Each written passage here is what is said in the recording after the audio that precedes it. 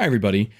With this take-home exam, you're going to have to use Desmos. So I'm going to create this nice little video that kind of just shows you how to do the basic functions within Desmos that I'm kind of expecting you to use on your graph. So let's start off with a parent function. So we're just going to call it y equals the square root of x minus 3. Okay, so obviously over here to the right-hand side, this is where you have your parent function. All right. And we're going to try to find the average rate of change. Okay. Now, I'm not going to show you how to do this because that's what I'm testing you on. But what I can do is give you like the ordered pairs that I'm interested in. And then like I'll type in the equation of the line and then I'll show you how to do all that stuff. So we want to find the average rate of change in between the ordered pairs 4, 1, and then 19, 4. All right. So notice here, all right, I got on the left-hand side, I got all these different colors. So the first thing is let's make this look pretty. Okay. So I think a nice black line is good for our curve, or black curve. So what I do is I move my cursor on top of the curve button and I hold in left click. So I'm holding in left click and this little window pops up. And then from here, you can go ahead and you can change the thickness of things, the type of line, you can change the type of line if you want. And you can also change the color. So let's change the color to black. All right. So now our graph is black. We can also do the same thing with the ordered pairs. So we can label them. And then we can also change the color of them. So I'm going to change the colors to red. All right. So that one's red and that one's red. Okay. Now over here on the right-hand side where the graph is, notice we can't see 19, 4. But if we just zoom out here a little bit, we can see 19, 4. But sometimes, if you zoom in and you zoom out, you don't really get what you want.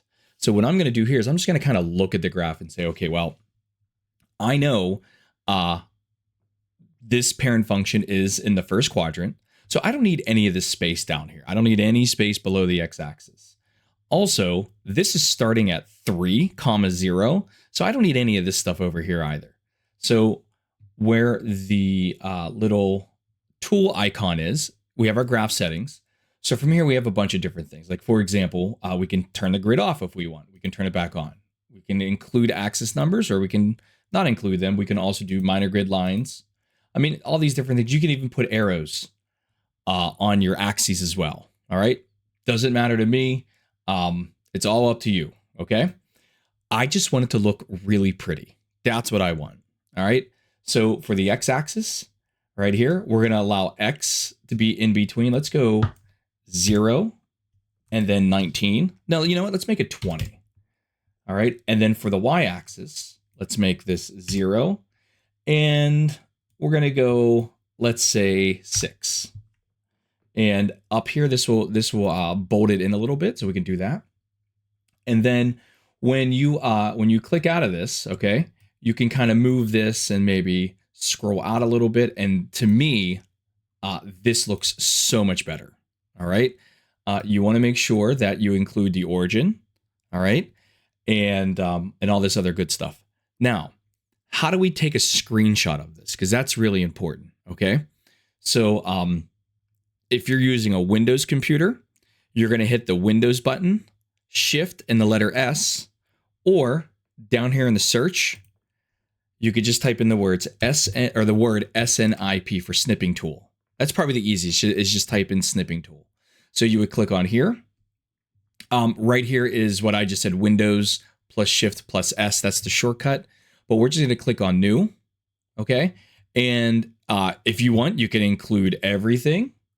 Or if you don't want to do that, so let me do a new one. You can just include the graph. Okay. So you could do this. You can up here in the upper right hand corner, you can save it and everything. Whatever you want. If you're on a Mac, I don't know how to do this on a Mac. I don't have a Mac. So you might want to Google how to screen snip on a Mac in the Google machine. All right. So anyways, let's go back to this. So now what I want to do is I want to put in the average rate of change line. I want to graph our secant line here. So the secant line is y minus 1, which is equal to 1/5 times the quantity of x minus 4. All right. So notice here I have the secant line here, but you know it's kind of bold and everything. It's like it's a little too much. It's too much. So I'm gonna go back over to my graph right here, my graph icon. I'm gonna hold and left click. Let's change it to red. Let's change it to a dotted line. And I think it's this 2.5. Maybe we can make this just 1. And there you go right there. And I think that is just beautiful for a secant line. Okay. So for the homework or for the take-home test, you're going to have to graph a couple things. This is what I expect. I want it to look really nice and very professional looking. Okay. If you have any questions, always contact me. But I think this is like really, really straightforward. Okay. So I hope this helps, and I will see you in the next video. Bye.